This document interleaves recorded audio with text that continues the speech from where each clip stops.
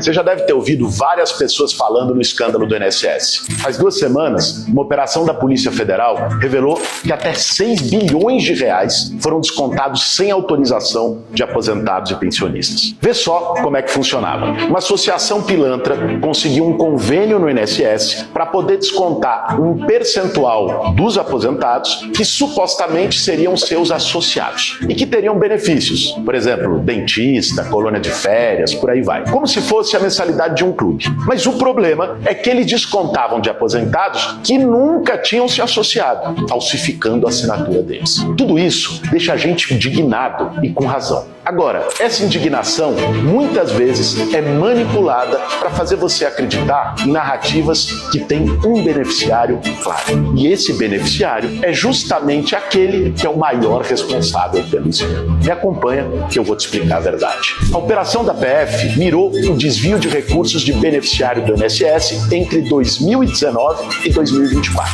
Segundo a própria Polícia Federal, o esquema começou em 2019, primeiro ano do governo do Bolsonaro. As apurações da PF e da CGU apontam que associações conveniadas ao INSS realizavam os cadastros sem autorização, com assinatura falsa, para descontar os valores indevidamente. Para isso, as entidades, muitas delas de fachada, pagavam propina para diretores do INSS com o objetivo de obter os dados e fazer a fraude. E aqui vai um ponto importante. A CGU, que foi quem desbaratou o esquema todo, é um órgão do governo federal, criado pelo presidente Lula, com o objetivo de investigar casos de corrupção dentro do próprio governo. Ou seja, a investigação no INSS foi uma iniciativa do Lula, em conjunto com a Polícia Federal. Esses são os fatos. A oposição acusa o governo Lula de ser o responsável pelo escândalo pelo simples fato dele ter sido revelado só agora, escondendo que o esquema começou no governo Bolsonaro e escondendo também que foi o Lula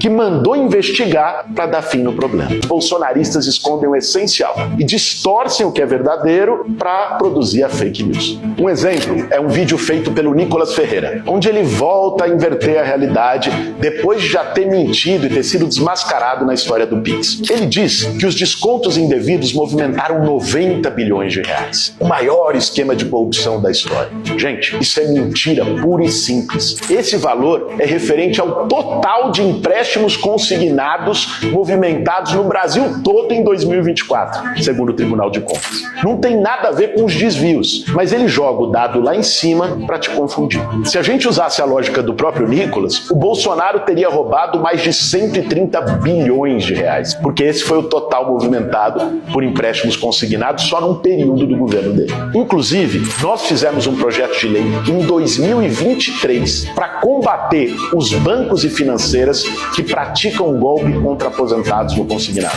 Eu consegui aprovar ele na Câmara, mas ficou parado no Senado porque os bolsonaristas não quiseram votar. Outra mentira é que o governo iria usar recursos públicos para devolver o dinheiro às vítimas dos desvios. Na verdade, o governo Lula está recuperando o dinheiro dos próprios envolvidos no esquema. A operação da PF apreendeu mais de 40 milhões de reais só até aqui. E o governo acionou judicialmente todos os envolvidos para devolver o dinheiro. O que está em discussão é a possibilidade de antecipar a devolução do dinheiro às vítimas, sem que isso dependa dos processos judiciais que a gente sabe pode demorar anos, justamente em respeito aos aposentados que foram prejudicados pelo esquema. Mas o Nicolas vai além. Ele diz que o governo Bolsonaro apresentou a medida provisória 871 em 2019 para que a autorização dos descontos tivesse que ser revalidada todo ano. Sabe o que ele não te contou? É que a medida só valeria a partir de 2025, 6 anos depois, por pressão da base bolsonarista no Congresso,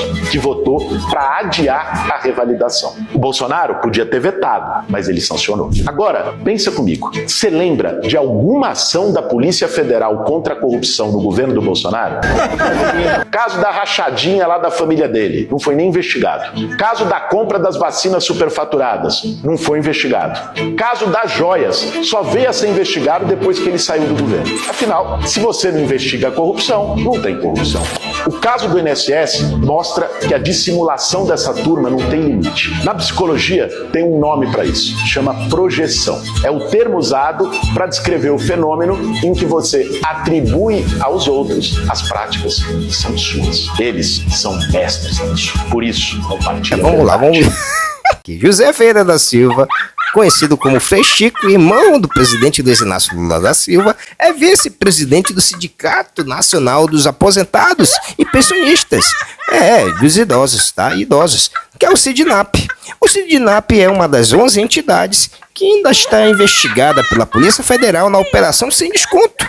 E aí apura fraudes bilionárias envolvendo descontos indevidos em benefícios do INSS entre 2016 a 2024. Vamos lá, e o do Boulos, como que é? Do Boulos é o seguinte, ó, ocupação, olha só as polêmicas dele, ó. Ocupação do triplex do Guarujá, em 2018, liderou uma ocupação simbólica no triplex atribuído a Lula e virou réu por suposta invasão de imóvel e sob guarda judicial, mas a ação da pena foi depois trancada e prisões de reintegração de posse, que entre 2012 a 2017 ele foi preso 2 vezes, tá? 2 ocasiões, no caso do Pinheirinho em 2012 e na ocupação colonial em 2017, acusado de incitar desobediência e vandalismo. Olha, ele era vândalo, hein? E ambas foram liberados sem condenação. Propagando a controvérsia sobre entregar casas, ele afirmou ter entregado, olha só, 15 mil casas como líder do MST. E o que foi criado para contradizer o seu discurso anterior de conquista, né, coletiva e gerando acusações de oportunismo. Para querer ganhar lá as eleições lá de 2024, né?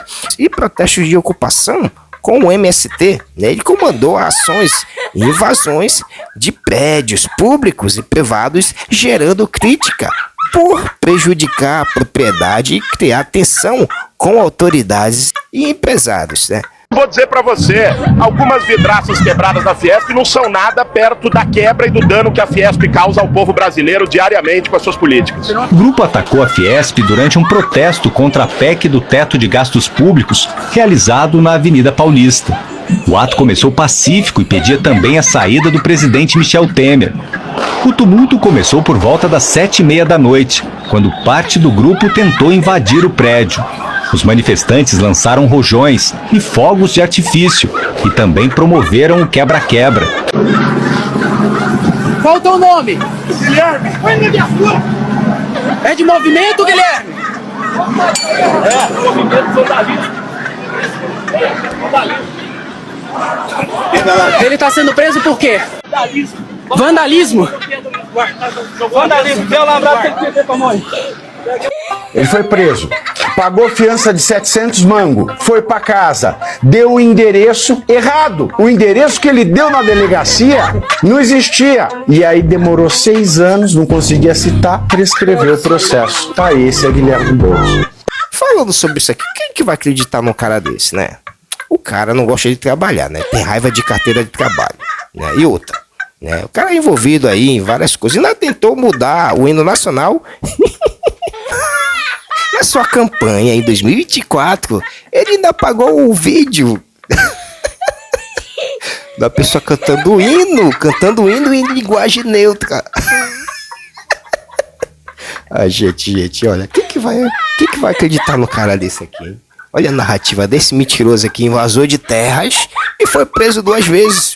Já foi preso, né? Agora, quanto à questão da CPI, por que ele não assinou a CPI, né? Ele poderia ter assinado a CPI para ver a investigação. Nenhum petista quis assinar, porque todos receberam, ó, verba, dinheiro dos aposentados, roubado pelo Nine. Aí, esse é o resultado. Então é isso, gente. Né? Fica ao critério de vocês, né? Vocês acreditam do jeito que vocês quiserem, mas pra mim, olha, Janones. Agora Boulos que é pior. Ah, gente, não dá não. E é isso, gente. Se você gostou do vídeo, curte, comenta e compartilha. Me segue para mais vídeos. A casa agradece.